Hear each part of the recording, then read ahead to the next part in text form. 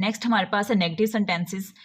पहले हमने बात की सिंपल टेंसेस के बारे में, अब बात करेंगे प्रेजेंट डेफिनेट टेंस के जो है वो नेगेटिव टेंस के बारे में। अगर सब्जेक्ट यानी कि ही शी इट है या कोई भी सब्जेक्ट है वाहिद हो तो हमने वर्ब के साथ जो है वर्ब की जो पहली फॉर्म इस्तेमाल करनी है उसके साथ डज नॉट का इस्तेमाल करना है।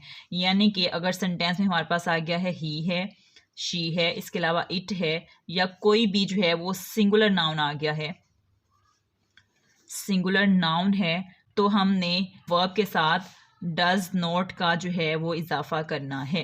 लेकिन अगर जो है वो इन सिंगुलर नाउन के साथ या ही शीट के अलावा जो है वो कोई सब्जेक्ट है उसके साथ हमने कौन सा इजाफा करना है, डू नॉट का। जैसा कि आई है, वी है, दे है, इसके अलावा यू है, इस तरह वाले जितने भी हमारे पास जो है सब्जेक्ट आ जाएंगे तो हमने इनके साथ जो वर्ब की पहली फॉर्म का इस्तेमाल करना है वो आएगा डू नॉट।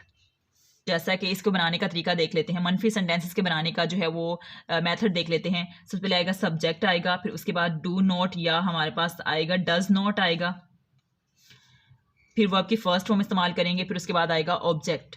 अब ये डू नॉट कहाँ लगाएंगे, डज नॉट कहाँ लगाएंगे, ये दोनों का मेथड ये यहाँ पे एक्सप्लेन किया गया है इस जगह पे।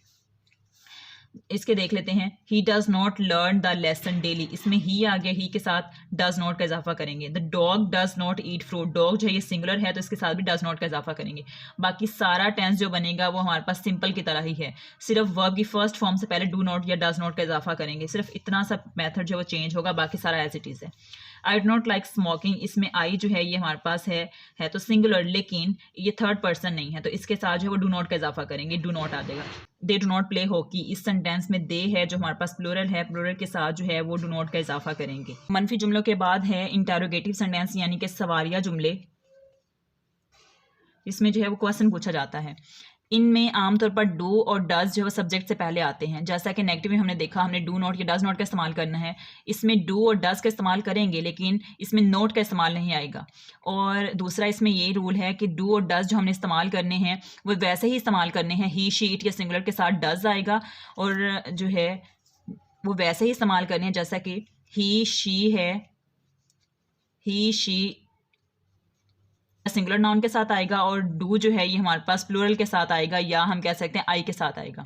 तीसरा रूल ये है कि डू और डज जो है ये सब्जेक्ट से पहले आएंगे। दोबारा रूल सुन लें, इसमें डू या डज जो है वो सिर्फ इस्तेमाल होने हैं, डू नॉट या डज नॉट इस्तेमाल नहीं होने। दूसरा ये है कि जो डज है वो एज इट इज़, जैसा कि मनफी में था ही शी इट या सिंगुलर के साथ डज, और प्लूरल के साथ या आई के साथ जो है वो डू का इस्तेमाल करेंगे। तीसरा रूल ये है कि डू और डज जो वो जुमले के शुरू में आ जाएंगे, यानी कि सब्जेक्ट से पहले आ जाएंगे। तो बाकी सारा सेंटेंस एज इट इज़ होगा जैसे सिंपल में था। इसके बनाने का तरीका देख लेते हैं। जैसा कि डू डज जो है ये वाली चीज़ जो है ये सब्जेक्ट से पहले आ गई है, यानी कि सेंटेंस के स्टार्ट में, फिर सब्जेक्ट है, फर्स्ट फॉर्म है, फिर ऑब्जेक्ट है। डू यू लाइक स्विमिंग, इसमें जो डू है वो सेंटेंस के स्टार्ट में आ गया है। इसके अलावा आई, वी, दे, यू जो कि प्लूरल हैं, इनके साथ क्या इस्तेमाल किया गया है, do. Does she generally speak English, इसमें शी जो है ये सिंगुलर है तो इसके साथ डज का इस्तेमाल करेंगे, और दूसरा ये कि डज जो है वो सेंटेंस के स्टार्ट में आ जाएगा, फिर उसके बाद जो है वो वर्ब की फर्स्ट फॉर्म आएगी, फिर उसके बाद ऑब्जेक्ट आ जाएगा। ये वर्ब है, ये है ऑब्जेक्ट, और ये है सब्जेक्ट। इसके बाद है अगर सवालिया अल्फाज मसलन व्हेन, हुम, वेयर, विच, हु, हाउ वगैरह आए तो सवालिया अल्फाज जो हैं वो हेल्पिंग वर्ब से पहले आएंगे। फॉर एग्जांपल इस जुमले में इनके मुतालिक पूछा हुआ है कि वो कहाँ रहता है, तो वेयर जो आएगा सेंटेंस के अंदर तो वो डज से भी पहले आएगा, जैसा कि where does he leave, where do you get up in the morning. तो ये जितने भी अल्फाज हमने यूज़ करने हैं तो ये जो है वो डू या डज से पहले आएंगे। इसके बाद एक नोट है, दर्ज झैल अल्फाज वर्ब्स अमूमन सिंपल प्रेजेंट टेंस में इस्तेमाल होते हैं। ये फ़ाल कंटिन्यूस में इसलिए इस्तेमाल नहीं करते क्योंकि ये किसी अमल की बजाय जो है वो किसी कैफियत का इजहार है। ये जितने भी वर्ड्स दिए हुए हैं ये सारे हमने सिंपल प्रेजेंट टेंस में इस्तेमाल करने हैं, कंटिन्यूस में इस्तेमाल नहीं करने। क्यों नहीं करने? क्योंकि ये किसी अमल को ज़ाहिर नहीं कर रहे, कोई भी एक्शन नहीं है, बल्कि ये क्या है, कोई भी कैफियत है, सिचुएशन है, उसको ज़ाहिर कर रहे हैं। That's all related to the present definite tense. उसके सिंपल टेंस था, उसका नेगेटिव था, उसका इंटेरोगेटिव था। किसी का कोई भी सवाल हो तो वो कमेंट सेक्शन में पूछ लें, और ऐसी मज़ीद इन्फॉर्मेटिव वीडियो जानने के लिए प्लीज़ मेरे यूट्यूब चैनल को सब्सक्राइब कर लें। Thank you.